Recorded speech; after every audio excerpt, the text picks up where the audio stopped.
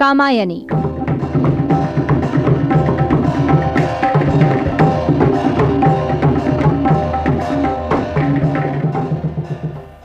कामायनी जयशंकर प्रसाद के सुप्रसिद्ध महाकाव्य कामायनी पर आधारित इस रेडियो धारावाहिक नाट्य रूपांतर के पिछले भाग में आपने सुना, श्रद्धा विगत की स्मृतियों में खोई सोचती है उसने कोई अपराध नहीं किया, फिर भी ये अभिमानी विश्व उससे क्यों रूठा हुआ है।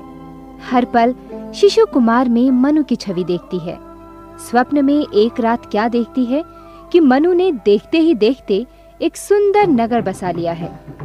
प्रजा पर उसका शासन चलने लगा है। कलाओं और विभिन्न उद्योग धंधों का विकास होने लगा है। इतने सुख साधन जुट गए हैं कि उनका उपभोग करते प्रजा देश काल का ज्ञान ही भूल गई। सिंहासन पर देखा मनु इतना मदिरा पान कर गए कि अपना संयम तक खो बैठे और पास खड़ी अनिंद्य सुंदरी ईड़ा पर नर पशु जैसा व्यवहार कर बैठे। प्रजा के डर से भयभीत मनु मंडप के कोने में जा छिपे। उन्हें जैसे विश्वास हो चला कि विद्रोह फूट पड़ा है। प्रजा पुकार पुकार कर कह रही है, जब विश्व एक नियम से बंधा है तो क्या तुम नियम से बाहर हो? तो लीजिए आगे सुनिए कामायनी भाग 10।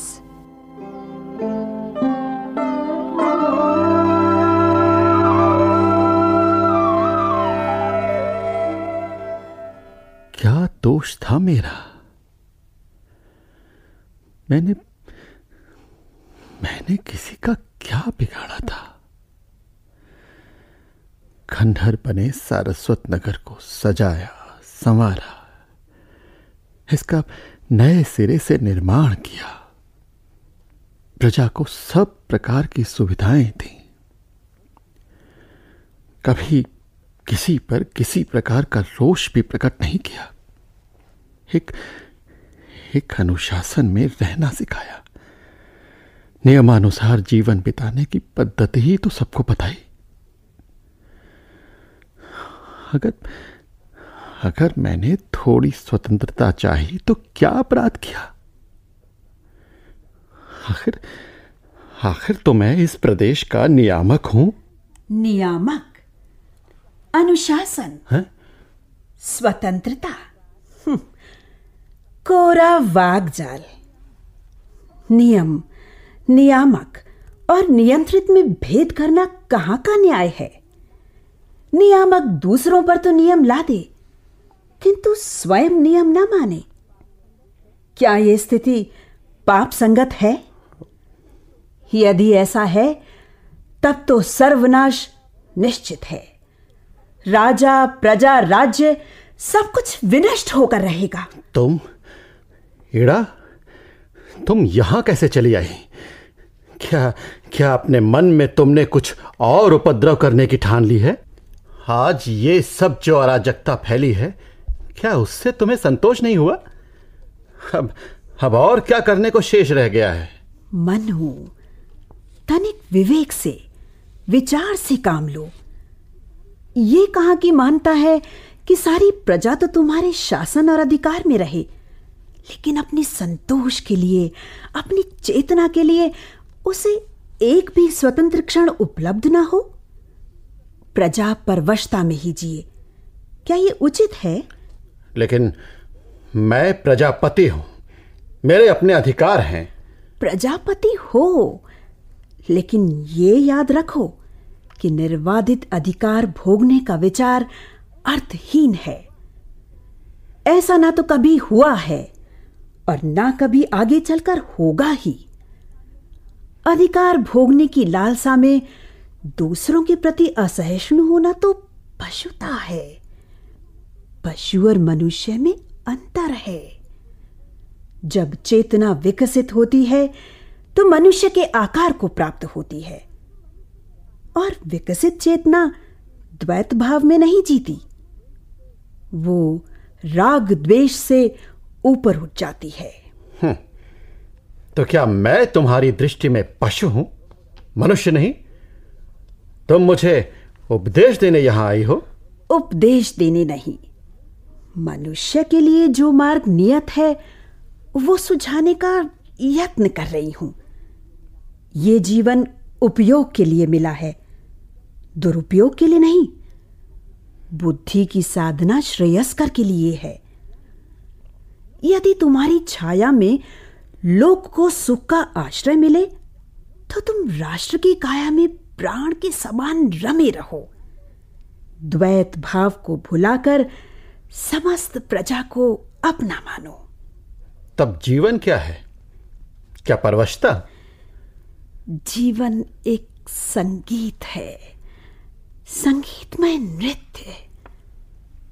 मैं तो बस इतना ही चाहती हूं, ताल ताल पर चलो, नहीं लय छूटे जिसमें।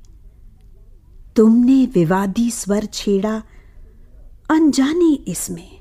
अच्छा, तो ये समझाने आई हो मुझे। याद रखो इड़ा, मुझे कुछ समझाने की आवश्यकता नहीं है। तुम कितनी प्रेरणामयी हो ये मैं अच्छी तरह जान चुका हूं। मैं पूछता हूं, तुम्हें लौट आने के लिए कहा किसने? यहां तक आने का साहस कैसे हुआ? और तुम कहती हो कि मैं प्रजापति हूं। मैं ये मानती हूं कि तुम प्रजापति हो। तो क्या प्रजापति होने का मेरा यही अधिकार है कि मेरी अभिलाषाएं कभी पूरी ना हो? मैं सदा सबको निरंतर बस बांटता ही रहूं। कुछ स्वयं भी प्राप्त करने का यत्न करूं तो वो पाप कहलाए। बांटने वाला कभी घाटे में नहीं रहता। दान करके बदले में कुछ चाहना ही पाप है। क्या तुम बता सकती हो कि तुमने भी कुछ प्रतिदान दिया है, या मुझे ज्ञान सिखाना ही तुम्हारे लिए सबसे बड़ा प्रतिदान है? जो कुछ मैं चाहता हूं, जब मुझे वही नहीं मिला तो तुम्हारी ये सारी बातें निरर्थक हैं। प्रजापति कहलाना क्या कुछ कम बड़ी बात है? इससे अधिक तुम्हें और क्या चाहिए? हीड़े, मुझे वो सब कुछ चाहिए जो मैं चाहूं। तुम पर मेरा पूर्णाधिकार हो। यदि ऐसा नहीं होता है तो मेरा प्रजापति होना ही व्यर्थ है। मुझे न तो शासन चाहिए और ना ही अधिकार। मैं तुम्हें, केवल तुम्हें चाहता हूं हीड़े, तुम्हें देखकर मेरे सारे बंधन टूटे जा रहे हैं। देखो मनु, प्रकृति के कंपाने वाले विद्रोह को देखो कि प्रजा कितनी कुपित है। मेरे हृदय की धड़कनों के सामने प्रकृति का ये कथन क्षुद्राति क्षुद्र है। तुम कहती हो कि विश्व एक लय है, मुझे उसमें लीन हो जाना चाहिए, किंतु इड़े मुझे तो उसमें कोई सुख दिखाई नहीं देता। लेकिन तुम्हारे मर्यादाहीन होने पर यदि फिर से प्रलय की उत्पत्ति हुई तब? मुझे उसकी चिंता नहीं है।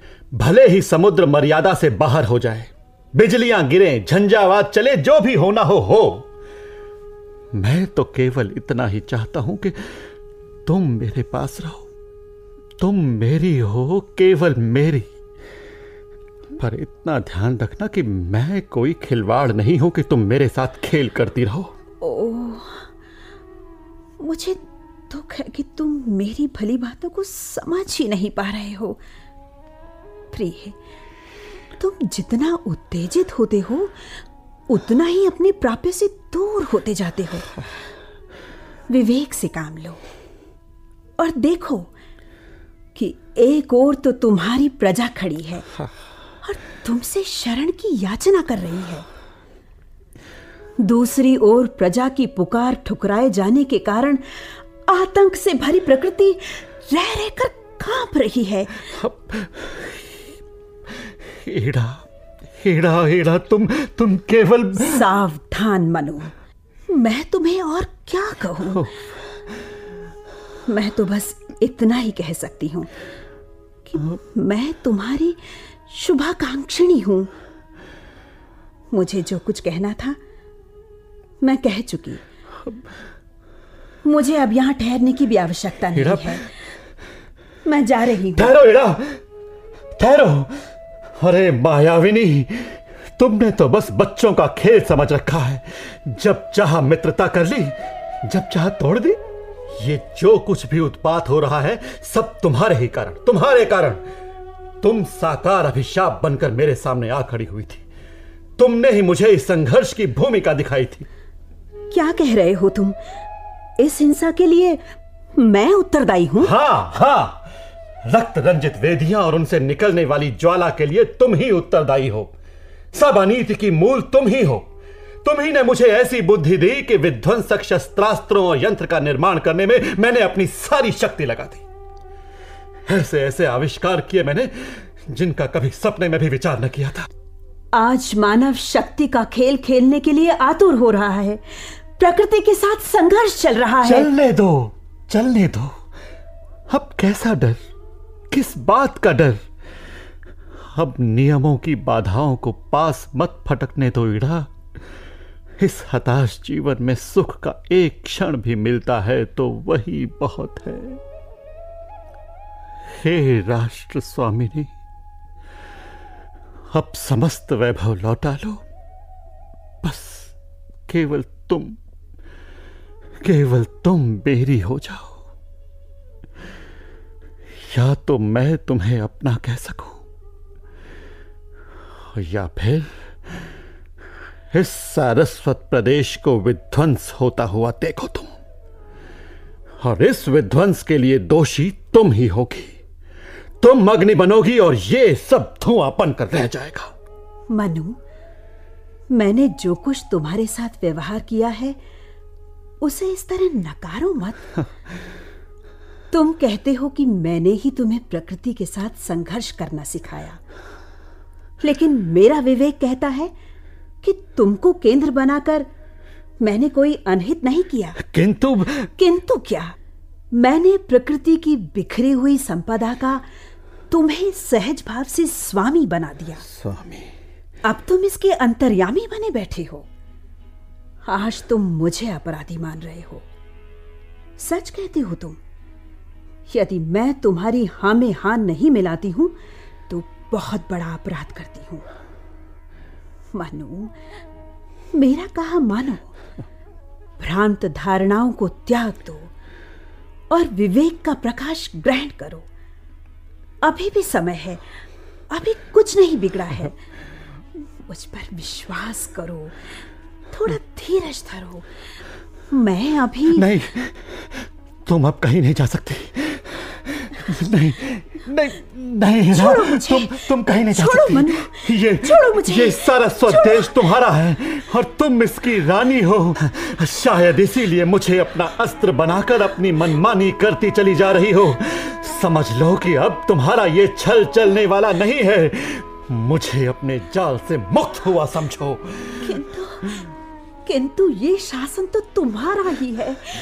तुम ही इसके शासक हो। अच्छा, तब तो इस शासन की प्रगति अभी रोक देता हूं। अब तुम्हारी दास्तां मुझसे नहीं हो सकेगी। मैं शासक हूं तो मैं चिर स्वतंत्र भी हूं। अब तो तुम पर भी मेरा असीम अधिकार होना चाहिए। इसी में मेरे जीवन की सफलता है। सुनो, मुझे छोड़ दो मनु, नहीं तो सारी व्यवस्था क्षण भर में ध्वस्त हो जाएगी। या तुम धरती को कांपते हुए नहीं देख पा रहे हो? अरे मैं सब कुछ देख रहा हूँ ईड़ा, सब कुछ देख रहा हूँ। धरती का भयभीत होकर कांपना भी देख रहा हूँ। आज तुम मेरी बाहों में बंदी हो। आओ मेरे वक्षस्थल में समा जाओ।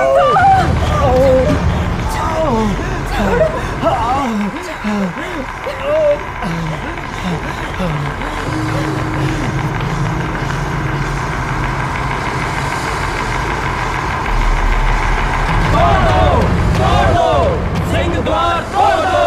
हमारी रानी पर ये अत्याचार सहन करने की भी एक सीमा होती है। सीमा होती है। तोड़ दो सिंह द्वार, तोड़ दो सिंह द्वार को।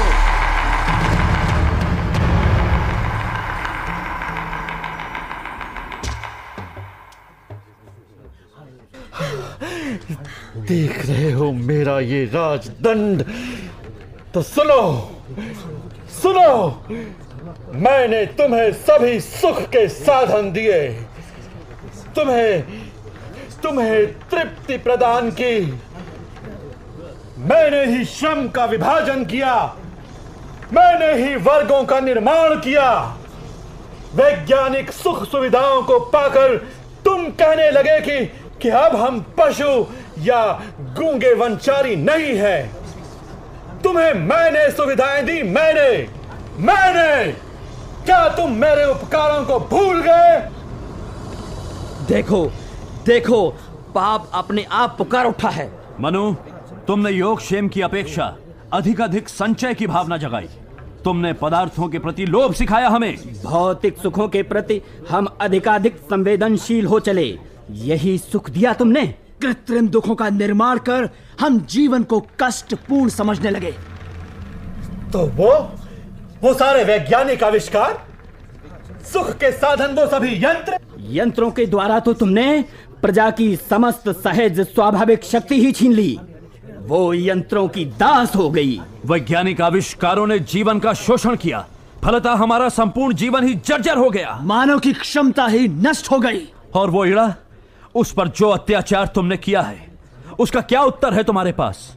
क्या तू हम सब के बल पर यहां इसलिए टिका रहा कि हमारी रानी पर अत्याचार करेगा? आज हमारी रानी इड़ा को तूने यहां बंदनी बनाकर रखा है। अरे मायावार, अब तो तेरा उद्धार होना कठिन है। ले संभल,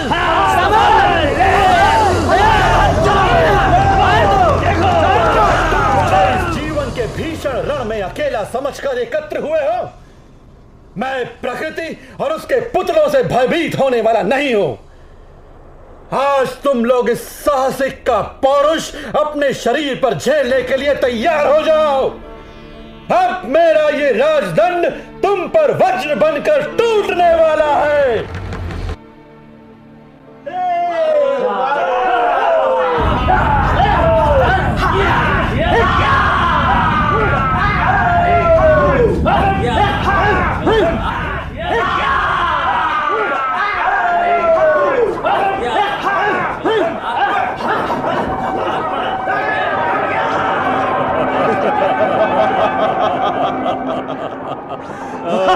क्यों भाई किलास? हाँ भाई, आज तो इस भीषण उत्पात के तुम ही कर्णधार रहे हैं।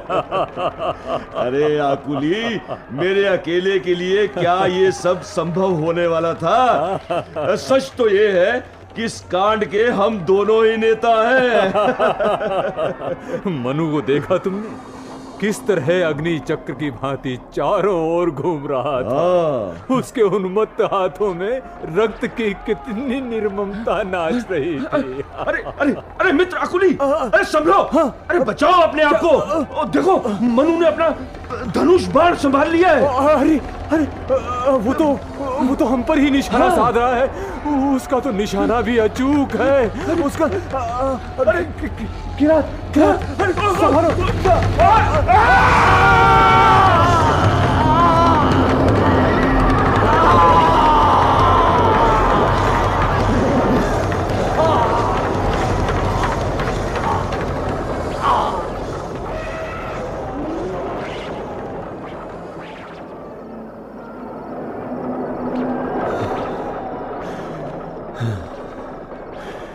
अंत हो गया दोनों का। अच्छा हुआ इन दोनों ने ही मिलकर उत्पात मचा रखा था। मैंने तो इन्हें अपना समझकर ही अपनाया था। चले थे यज्ञ के पुरोहित बनने। लो, ये रण भी, ये युद्ध भी एक यज्ञ ही था। इसमें ही इन दोनों की बलि चढ़ी।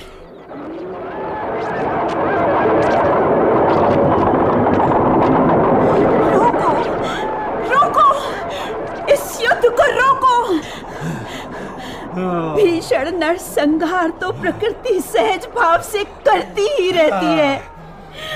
अरे पगलो, तुम स्वयं अपने जीवन को नष्ट करने पर क्यों तुले हो? और मनु, तुम भी व्यर्थ में इतना आतंक मत फैलाओ। ओ गर्वीले मनु, तनिक ठहरो, सबको जीने दो और स्वयं भी जीने का प्रयत्न करो।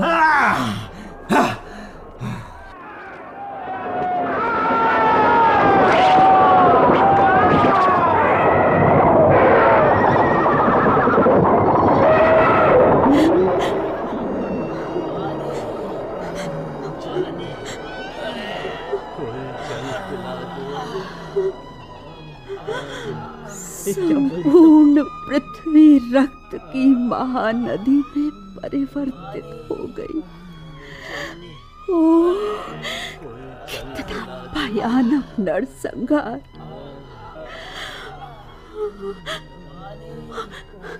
और वो देखो, ये लो, मनु भी मूर्छित होकर गिर पड़ा। अब मैं किसे पुकारूं? क्या करूं? कहां जाऊं? क्या करूं? कहां जाऊं?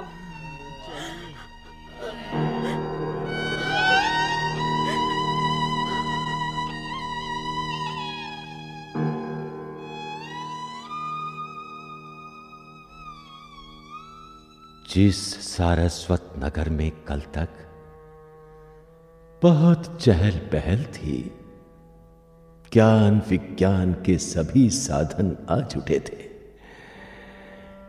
प्रजा हर प्रकार से सुखी और संतुष्ट थी, वही सारस्वत नगर पीड़ा से करा रहा है। एक सन्नाटा सा चारों ओर से नगर को घेरे हुए है। समस्त प्रजा क्षुब्ध है। सारस्वत प्रदेश की रानी मलिन मन बैठी चिंतातुर हो अपने भविष्य को निहार रही है।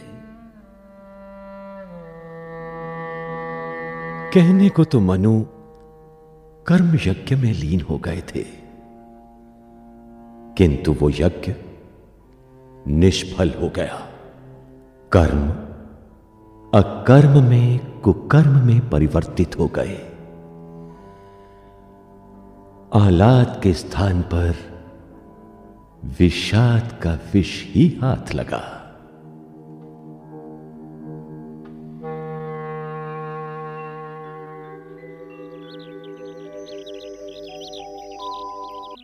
अंधेरी रात बीत गई, लेकिन कहां? जीवन का अंधकार तो अभी ज्यों का त्यों बना है।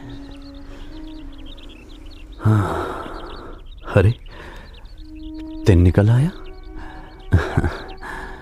पक्षी चहचहाने लगे, लेकिन इनके स्वरों में वो उत्साह नहीं है। लगता है पक्षियों की आवाज के बहाने नगर की लक्ष्मी अपनी व्यथा कथा कह रही है। नगर में इधर उधर जो दीप टिमटिमा रहे हैं, ये भी प्रकाश पर अंधकार की, जीवन पर मृत्यु की विजय का संकेत दे रहे हैं। और हवा भी ठहर ठहर कर चल रही है, जैसे अंतिम समय में बंद होती हुई सांसें।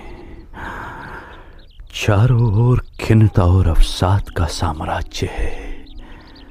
चारों ये भयभीत सन्नाटा है, जो चुपचाप सारी परिस्थिति को देख रहा है। ये दृश्य जगत जितना विशाल है।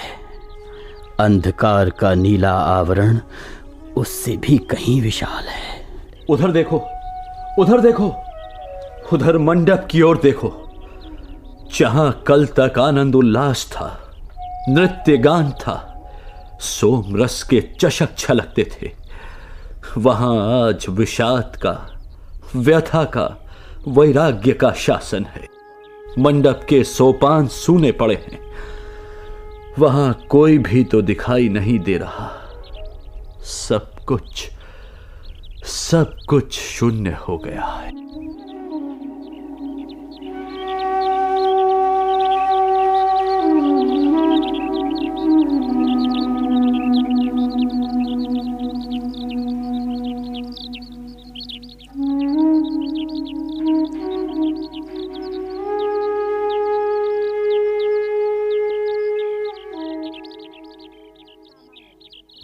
कामायनी।